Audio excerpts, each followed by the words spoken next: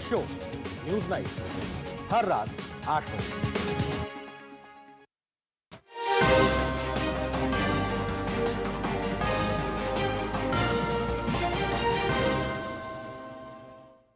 नमस्कार, DD news देख रहे हैं आप और आपके साथ मैं हूं शहला निगार। बुलेटिन की शुरुआत में सबसे पहले एक नजर सुर्खियों पर। प्रधानमंत्री नरेंद्र मोदी ने भारत के विकास का नक्शा रखा सामने, कहा देश में आज 300 स्टार्टअप्स कर रहे हैं काम। भारत के पास जल्द होगा अपना स्पेस स्टेशन।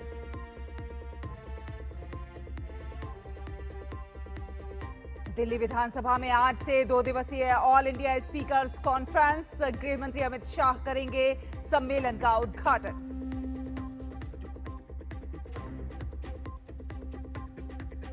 फिजी के प्रधानमंत्री सितिवेनी लिगामामाद राबुका आज से 3 दिन के भारत दौरे पर। पीएम मोदी के साथ कल करेंगे द्विपक्षीय वार्ता।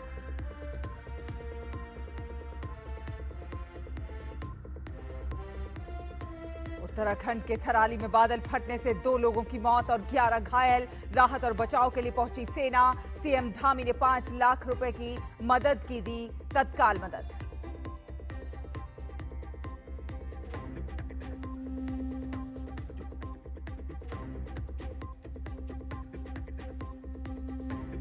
फुटबॉल में नॉर्थ ईस्ट यूनाइटेड ने दूसरी बार जीता डूरंड कप का खिताब। फाइनल में डायमंड हार्बर को 6-1 से हराया।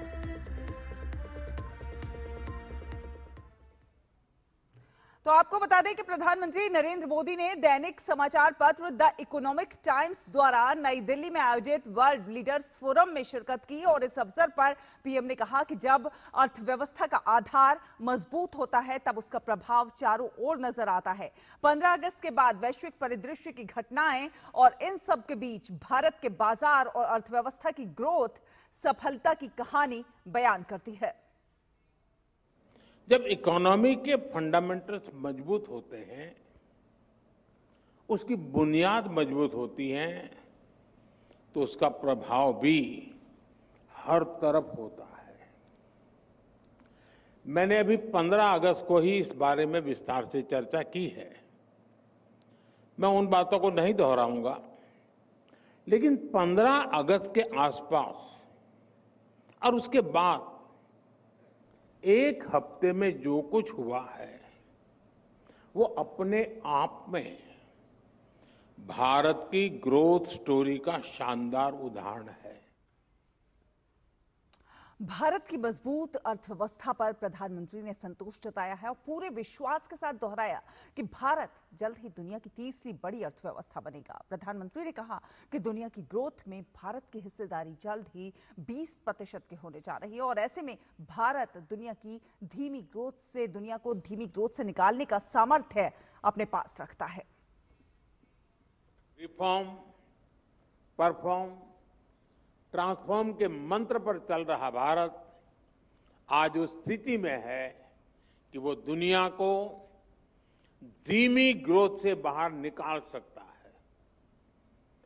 हम ठहरे हुए पानी में किनारे पर बैठ करके कंकड़ मारकर एंजॉय करने वाले लोग नहीं हैं।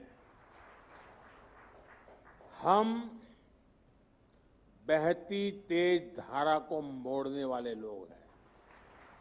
और जैसा मैंने लाल किले से कहा था, भारत समय को भी मोड़ देने का सामर्थ्य लेकर चल रहा है। कोविड जैसी महामारी और दुनिया की सप्लाई चेन में तमाम बाधाओं के बीच भारत की मजबूत अर्थव्यवस्था और उसकी रफ्तार का श्रेय प्रधानमंत्री ने आत्मनिर्भर भारत अभियान और नेक्स्ट जनरेशन रिफॉर्म्स को दिया। रिफॉर्म्स को लेकर भी हमारी यही सोच है। हम आगे के लिए तैयारी करते रहते हैं। हमें और आगे बढ़ना है। अब रिफॉर्म्स का एक और पूरा आर्सेनल लेकर आने वाला हूं। इसके लिए हम कई मोर्चों पर काम कर रहे हैं। हम बेवजह के कानूनों को खत्म कर रहे हैं, नियमों और प्रक्रियाओं को सरल बना रहे हैं, प्रोसीजर्स और अप्रूवल्स को डिजिटल कर रहे हैं, अनेक प्रावधानों को डीक्रिमिनलाइज कर रहे हैं। इसी कड़ी में जीएसटी में भी बहुत बड़ा रिफॉर्म किया जा रहा है। इस दिवाली तक ये प्रक्रिया पूरी हो जाएगी। इससे जीएसटी और आसान बनेगा और कीमतें भी कम होगी। साथियों, नेक्स्ट जनरेशन रिफॉर्म्स के लिए इसके इस आर्सेनल से भारत में मैन्युफैक्चरिंग बढ़ेगी, मार्केट में डिमांड बढ़ेगी, इंडस्ट्री को नई एनर्जी मिलेगी, एम्प्लॉयमेंट के नए अवसर बनेंगे और ease of living, ease of doing business दोनों इंप्रूव होंगे। प्रधानमंत्री ने कहा कि मौजूदा सरकार कोई भी अवसर गंवाना नहीं चाहती है। पहले की सरकारों की बात की कि सिर्फ आयात की नीति पर निर्भर रही हैं, जिससे देश को सालों तक दुनिया के कई देशों से पीछे रहना पड़ा। मिसिंग द बस, यानी कोई अवसर आए और वो निकल जाए। हमारे देश में पहले की सरकारों ने टेक्नोलॉजी और इंडस्ट्री के अवसरों की कई ऐसी बसेस छोड़ी हैं। मैं आज किसी की आलोचना के इरादे से यहां नहीं आया हूं, लेकिन लोकतंत्र में कई बार तुलनात्मक बात करने से स्थिति और स्पष्ट होती है। साथियों, पहले की सरकारों ने देश को वोट बैंक की राजनीति में उलझा कर रखा। उनकी सोच चुनाव से आगे सोचने की ही नहीं थी। वो सोचते थे जो कटिंग एज टेक्नोलॉजी है वो बनाने का काम विकसित देशों का है। हमें कभी जरूरत होगी तो वहां से इंपोर्ट करेंगे। यही वजह थी कि सालों तक हमारे देश को दुनिया के बहुत से देशों से पीछे रहना पड़ा। हम बस मिस करते रहे। भारत में सेमीकंडक्टर बनने की शुरुआत भी 50-60 साल पहले हो सकती थी, लेकिन भारत ने वो बस भी मिस कर दी और आने वाले कई वर्षों तक ऐसा ही होता रहा। आज हमने ये स्थिति बदली है। भारत में सेमीकंडक्टर से जुड़ी फैक्ट्रियां लगनी शुरू हो चुकी है। इस साल के अंत तक पहली मेड इन इंडिया चिप बाजार में आ जाएगी। प्रधानमंत्री ने बताया कि देश अब आयात से ज्यादा निर्यात पर जोर दे रहा है। इलेक्ट्रिक, कृषि, ऑटोमोबाइल और हेल्थ सेक्टर में भारत का निर्यात साल 2014 के बाद कई गुना बढ़ गया है। पिछले एक साल में पूरी दुनिया में 800 करोड़ वैक्सीन डोज बनी है। इसमें 400 करोड़ भारत में ही बनी है। आजादी के 6.5 दशक में हमारा इलेक्ट्रॉनिक्स एक्सपोर्ट 35,000 करोड़ रुपए के आसपास पहुंच पाया था। आज ये करीब 3.25 लाख करोड़ रुपए तक पहुंच रहा है। साथियों, 2014 तक भारत 50,000 करोड़ रुपए के आसपास के ऑटोमोबाइल एक्सपोर्ट करता था। आज भारत एक साल में 1,20,000 करोड़ रुपए के ऑटोमोबाइल एक्सपोर्ट कर रहा है। आज हम मेट्रो कोच, रेल कोच से लेकर रेल लोकोमोटिव तक एक्सपोर्ट करने लगे हैं। भारत अब दुनिया के 100 कंट्रीज को इलेक्ट्रिक व्हीकल भी एक्सपोर्ट करने जा रहा है। प्रधानमंत्री ने कहा कि साल 2014 में भारत में केवल एक स्पेस स्टार्टअप था और आज 300 से ज्यादा है और वो समय भी दूर नहीं है जब अंतरिक्ष में भी हमारा अपना स्पेस स्टेशन होगा। स्पेस सेक्टर को नई एनर्जी देने के लिए उसे हर बंधन से आजाद करना जरूरी था। इसलिए हमने पहली बार प्राइवेट पार्टिसिपेशन के लिए क्लियर रूल्स बनाए। पहली बार स्पेक्ट्रम एलोकेशन ट्रांसपेरेंट हुआ। पहली बार फॉरेन इन्वेस्टमेंट लिबरलाइज हुआ और इस साल के बजट में हमने स्पेस स्टार्टअप्स के लिए 1000 करोड़ रुपए का वेंचर कैपिटल फंड भी दिया है। साथियों, आज भारत का स्पेस सेक्टर इन रिफॉर्म्स की सफलता देख रहा है। साल 2014 में भारत में सिर्फ एक स्पेस स्टार्टअप था, आज 300 से ज्यादा है और वो समय भी दूर नहीं जब अंतरिक्ष में हमारा अपना स्पेस स्टेशन होगा। और अब अगली खबर का रुख करते हैं। उत्तराखंड के चमोली जनपद के थराली में हुई भारी बारिश के चलते अब तक जो है 2 लोगों की मौत हो गई है और 11 अन्य लोग जो हैं वो घायल हैं। घायलों में से 6 को एयरलिफ्ट कर एम्स ऋषिकेश में इलाज के लिए शिफ्ट कर दिया गया है। इलाज के बाद घायलों की स्थिति में सुधार भी देखने को मिल रहा है। तो वहीं थराली से 6 किलोमीटर दूर चेपड़ों बाजार में एक बुजुर्ग के मलबे में दबे होने की सूचना के बाद से ही एनडीआरएफ, एसडीआरएफ, आईटीबीपी और सेना खोज में लगातार जुटी हुई है। जिला प्रशासन की टीम लगातार आपदा पीड़ितों के नुकसान का मुआयना कर रही है और उन्हें तत्काल राहत किस प्रकार दिया जा सकता है इसके लगातार प्रयास हो रहे हैं। चमोली में लगातार हो रही भारी बारिश के चलते जिला प्रशासन ने आपदा प्रभावित क्षेत्रों से लोगों को सुरक्षित स्थानों पर भेजा जा रहा है। फिलहाल आपदा प्रभावित लोगों की संख्या जो है वो 400 बताई जा रही है। तो बादल फटने से आई बाढ़ और बारिश के चलते 2 लोगों की मौत हो गई है। भारी बारिश के चलते 2 लोगों की मौत की खबर है। 6 घायलों को एयरलिफ्ट करके एम्स ऋषिकेश में इलाज के लिए भेजा गया है। उत्तराखंड के थराली समेत कई आपदाग्रस्त क्षेत्रों में तबाही के बाद अब सरकार ने पीड़ितों को राहत देने के लिए कई बड़े कदम उठाए हैं। मुख्यमंत्री पुष्कर सिंह धामी ने देर रात आपदा परिचालन केंद्र में एक उच्च स्तरीय बैठक की और अधिकारियों को सख्त दिशा निर्देश दिए। वहीं आपदा में पूरी तरह से जो क्षतिग्रस्त हो गए हैं मकान, उनको और मृतकों के परिजनों को तत्काल 5-5 लाख रुपए की सहायता राशि जारी करने का आदेश जारी किया है।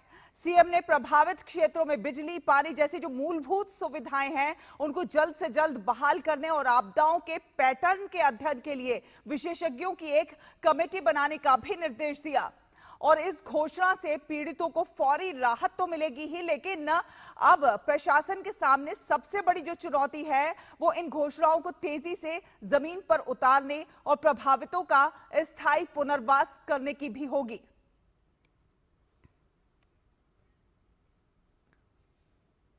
तो इसी खबर पर ज्यादा जानकारी के लिए हमारे साथ हमारे 2 संवाददाता जुड़ गए हैं। देहरादून से संवाददाता अंकित काला और थराली से भानु प्रकाश हमारे साथ जुड़ गए हैं।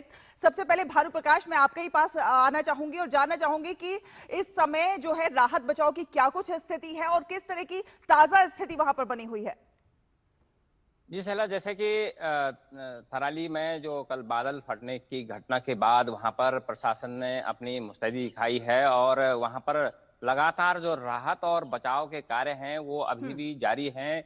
हालांकि देर रात वहां पर बारिश भी चलती रही, उसके कारण जो है राहत और बचाव कार्य में थोड़ा बाधा भी आई है। लेकिन सुबह से ही आज सेना, एनडीआरएफ, एसडीआरएफ से लेकर के और आईटीबीपी के जवान जो है अभी भी जो शव जो है चेपड़ों में दबा हुआ है, जो थराली से लगभग 6 किलोमीटर की दूरी पर है, वहां पर उसे निकालने का प्रयास किया जा रहा है।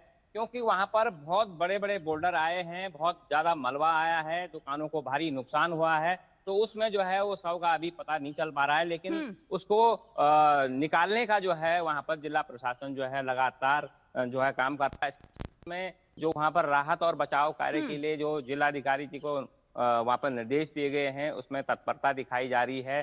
जो प्रभावित हैं उनको जो है आज से ही जो है राहत राशि मिलनी शुरू हो जाएगी। इसके साथ साथ यहाँ पर जैसे मौसम का मिजाज है, तो मौसम भी अभी जो है बिल्कुल साफ नहीं है, हल्की बूंदाबांदी भी यहाँ पर चल रही है। लेकिन शासन और प्रशासन से लेकर के जिस तरह से सीएम धामी के जो है निर्देश आए हैं और उन्होंने समीक्षा बैठक के बाद जो है राहत राशि तत्काल जो है 5-5 लाख रुपए देने की बात कही है, तो उसके लिए प्रशासन लगातार जो है कोशिश कर रहा है कि जितनी जल्दी हो सके प्रभावितों को राहत राशि दे सके। बिल्कुल ये एक बड़ा चैलेंज, एक चुनौती रहेगी कि जितनी जल्दी हो प्रभावितों को राशि भी मिलना शुरू हो जाए। अंकित काला देहरादून से हमारे साथ है। अंकित, हमने देखा कि मुख्यमंत्री धामी दिल्ली से लौटते ही सीधे उत्तराखंड में देहरादून पहुंचे और स्टेट डिजास्टर कंट्रोल रूम पहुंचे और किस प्रकार से ये जो प्राकृतिक आपदाएं आ रही है इनका जायजा लिया और किस प्रकार से प्रभावितों को ज्यादा से ज्यादा मदद मुहैया कराई जा सके, इसके लिए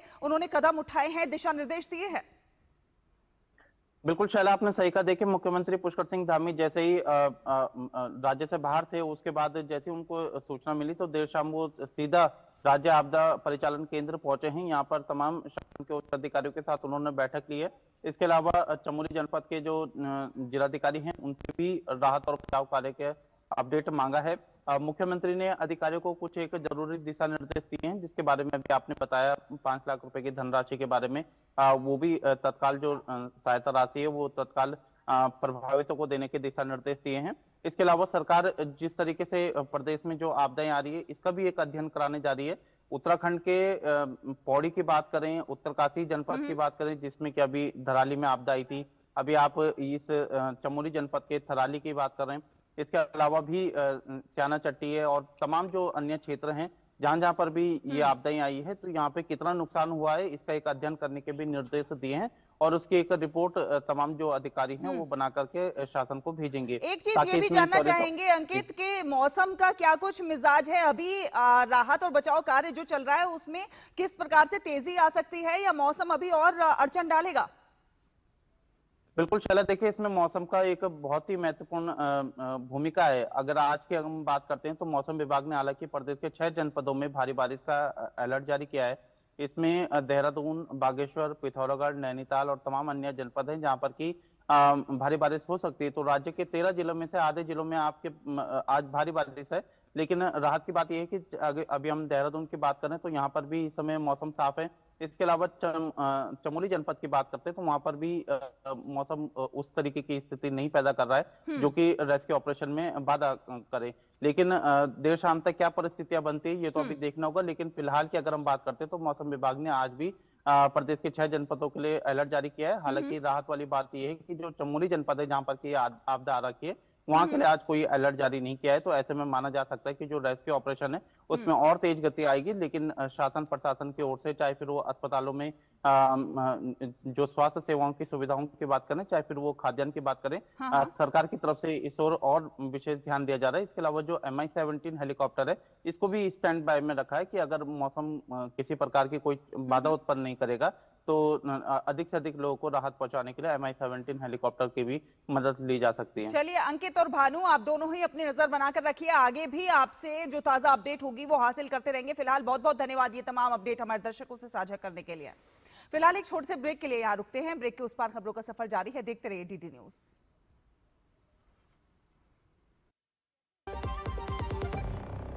मैं हूं MDH बेसन, सुनहरे चने से बना, लेटेस्ट टेक्नोलॉजी से पिसा, अब आया हूं आपके घर, पोषण से भरा, स्वाद में खरा। बीकानेरी चने की दाल से बना सर्वश्रेष्ठ बेसन, MDH बेसन। तीनों कॉलेज में डोंट वरी, फीस तो देखो। क्या हाल है? क्या हुआ? हाँ, फीस की टेंशन। राहुल का बैंक अकाउंट तो है ही, रास्ता क्लियर। बैंक से जरूरत भर के हिसाब से स्टूडेंट एजुकेशन लोन इजीली मिलेगा और उसमें भी 4 लाख रुपए तक, नो कोलैटरल। वो कहाँ है? मिठाई।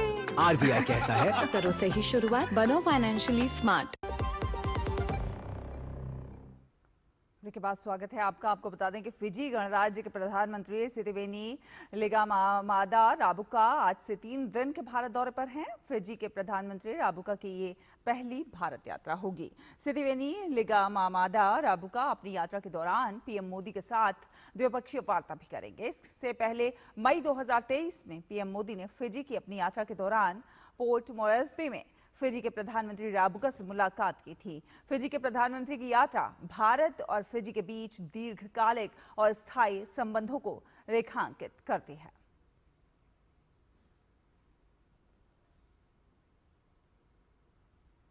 और राष्ट्रीय राजधानी में ऑल इंडिया स्पीकर्स कॉन्फ्रेंस की पूर्व संध्या पर विभिन्न राज्यों की विधानसभाओं और परिषदों के अध्यक्षों, उपाध्यक्षों एवं सभापतियों के सम्मान में रात्रि भोज का आयोजन किया गया। दिल्ली की मुख्यमंत्री रेखा गुप्ता कार्यक्रम में शामिल हुई। इस दौरान उन्होंने कहा कि ये सम्मेलन भारत के प्रथम निर्वाचित स्पीकर विठल भाई पटेल की शताब्दी वर्ष को समर्पित है। और विदेश मंत्रालय के सचिव पूर्व पी कुमारन ने कोलंबिया का दौरा किया। ये दौरा दोनों देशों के बीच के मजबूत होते हुए संबंधों की दिशा में बेहद अहम कदम माना जा सकता है। इस यात्रा के दौरान पी कुमारन ने कोलंबिया के विदेश मामलों, संस्कृति और आईसीटी के मंत्रियों और उप मंत्रियों के साथ उच्च स्तरीय बैठकें की। इन बैठकों में व्यापार, डिजिटल सहयोग और सांस्कृतिक आदान प्रदान जैसे कई अहम मुद्दों पर भी विस्तार से चर्चा हुई। पी कुमारन ने भारतीय व्यापारिक समुदाय और CORI थिंक टैंक से भी मुलाकात की। इस दौरे से दोनों देशों के बीच न केवल राजनीतिक बल्कि आर्थिक और सांस्कृतिक संबंधों को भी एक नई दिशा मिलने की उम्मीद है।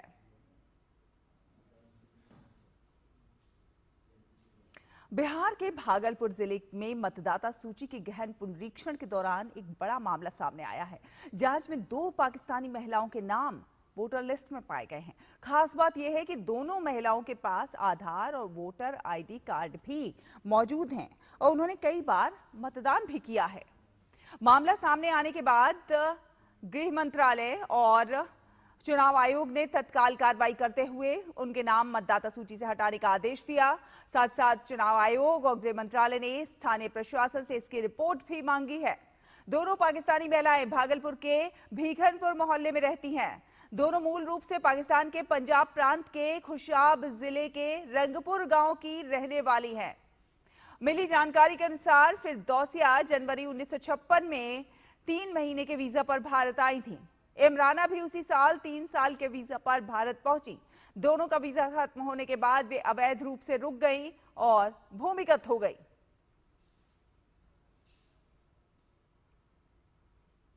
और अब हमारी खास सीरीज में बात बदलते बिहार की।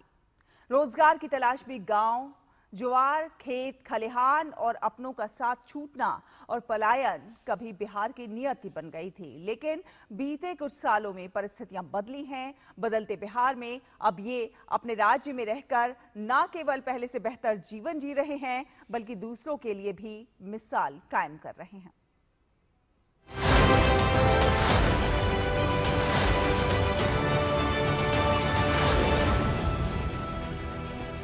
बिहार के कई ग्रामीण क्षेत्रों में कृषि ही मुख्य पेशा है, लेकिन बढ़ती आबादी और घटती कृषि भूमि के कारण सभी को रोजगार नहीं मिल पाता, जिससे लोग पलायन करते हैं। आज का बिहार 25 साल पहले का बिहार नहीं है। यहाँ की डबल इंजन की सरकार ने उद्योग धंधे में रोजगार सृजित करने का अभियान चला रखा है। देखते हैं बात बिहार की इस स्पेशल सीरीज में कि कैसे बिहार के लोग दूसरे राज्यों से वापस आकर बिहार में अपने ही घर में रोजगार पाकर सुकून की जिंदगी जी रहे हैं। बिहार एक ऐसा समय था जब यहाँ के लाखों लोग रोजगार की तलाश में पंजाब, दिल्ली, महाराष्ट्र जैसे राज्यों का रुख करते थे। खेतों में मेहनत करने वाले हाथ, गांव के चौपाल पर बैठने वाले लोग मजबूरी में अपने घर परिवार को छोड़कर सैकड़ों किलोमीटर दूर निकल पड़ते थे। लेकिन अब तस्वीर बदल रही है। 2005 के बाद से यहाँ सिर्फ सरकार नहीं बदली, बदला है माहौल, बदला है भविष्य का भरोसा। रिपोर्ट्स बताती हैं कि 2001 से 2003 के बीच मजदूरों का लगातार राज्य से बाहर जाना आम बात थी। लेकिन 2006 से 2008 यानी बदलाव के शुरुआती सालों में मजदूरों का पलायन 26% तक घट गया। पहले तिरपुर में काम करते थे, रहने जहानाबाद जिला के रहने वाला है और वहाँ से ज़्यादा दूर लगता था आने में, 3 दिन लगता था जाने में। यहाँ लोकल में है तो थोड़ा टेंशन नहीं है, अपना घर भी जा सकते हैं समय पर और यहाँ लोकल में कोई तरह की दिक्कत नहीं है। इस बदलाव के पीछे कई वजहें रही। मनरेगा जैसी योजनाओं ने ग्रामीणों को गांव में ही काम दिया। सड़कों और पुलों के निर्माण ने खेत और मंडी के बीच की दूरी घटा दी। छोटे उद्योगों को बढ़ावा मिला और धीरे धीरे मजदूरी का पलायन थमने लगा। नीति आयोग की ताजा रिपोर्ट कहती है कि 2015-16 में जहां बिहार की 51.89% आबादी बहुआयामी गरीबी में थी, आज यह घटकर 34% रह गई है। यानी करीब 2.25 करोड़ लोग गरीबी रेखा से ऊपर आए हैं। बिहार में अच्छा है, बिहार झारखंड में कोई फर्क नहीं है, सब चीज यहाँ सही है। बम्बई में तकलीफ होता था, आने जाने में दिक्कत था, वहाँ के लोग सताते थे, पैसा वैसा सब छीन लेते थे। यहाँ पे रहने के बाद अच्छा है। कई परिवार तो वर्षों बाद लौटे हैं। गरीबी कम हुई है, लोग वापस लौट रहे हैं और यहीं कमाने लगे हैं। वहाँ पे रहने का तो रूम था पर होटल में खाते थे, फिर बाथरूम वगैरह का थोड़ा सा दिक्कत था, पर यहाँ पे कोई चीज़ का दिक्कत नहीं है। यहाँ रहने का भी सुविधा है, खाने का भी सुविधा है, बाथरूम भी फैसिलिटी अच्छा से, हर चीज़ का सुविधा यहाँ पे मिलता है। यहाँ से कोई दिक्कत नहीं है, यहाँ पे बहुत कंफर्टेबल है हम लोग। गांव में बदलाव साफ दिखता है। खेतों में काम करने वाले मजदूर अब अपने ही गांव में रोजगार पा रहे हैं। बच्चे अपने माता पिता के साथ बड़े हो रहे हैं और छोटे व्यवसाय पनप रहे हैं। अभी हम फतुआ जिला पटना में फतुआ में हाई स्पीड कंपनी में काम कर रहे हैं। बहुत फर्क है सर, यहाँ अपना गांव से 20-25 किलोमीटर के अंदर में है, वहाँ तो 1680 किलोमीटर था मुंबई, तो वहाँ से तो बहुत बेहतर है। हम यहाँ घर परिवार के सब लड़कन बच्चे के साथ में रहते हैं और यहाँ बच्चा भी पढ़ता है मेरा। अभी यहाँ ठीक ठाक चल रहा है सब काम। आज का बिहार पहले से कहीं ज्यादा जुड़ा हुआ, ज्यादा सुरक्षित और ज्यादा अवसरों वाला है। यह बदलाव सिर्फ सरकारी आंकड़ों में नहीं बल्कि गांव के हर घर में महसूस हो रहा है। बिहार में लोकगीत की एक विधा है पूर्वी। इसमें नवविवाहिता युवती के दर्द को दर्शाया गया है कि कैसे शादी होते ही उसका पति रोजी रोजगार की तलाश में पत्नी को छोड़कर परदेश कमाने चला जाता है। पूर्वी में कलकत्ता शहर का जिक्र जरूरी है क्योंकि उस समय बिहार वासियों के पलायन का मुख्य केंद्र कलकत्ता ही था। आज बिहार बदला है, माइग्रेशन की जगह रिवर्स माइग्रेशन ने ले ली है। बात बिहार की में बस आज इतना ही। कल फिर रिवर्स माइग्रेशन पर लेकर आएंगे फिर एक नई सफल कहानी। आप देखते रहिए डीडी न्यूज।